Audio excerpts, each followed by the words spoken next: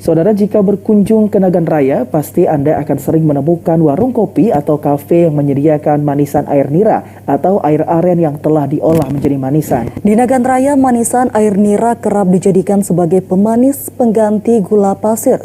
Di balik rasanya yang manis, proses pengolahan manisan air nira ternyata cukup rumit. Berikut tayangannya untuk Anda. Utoh Zainal, pria berusia 87 tahun ini sudah dari puluhan tahun lalu menekuni pekerjaannya sebagai pemanen air nira atau air aren.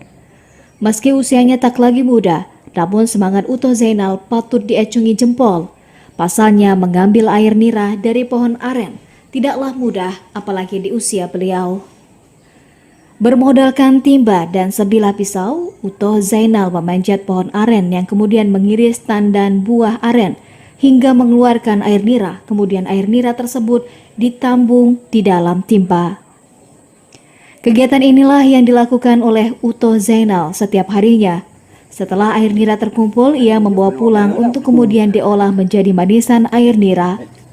Dibantu sang istri, Utoh Zainal menggunakan wajan dan memasak air nira menggunakan kayu bakar. Proses ini juga memakan waktu yang cukup lama.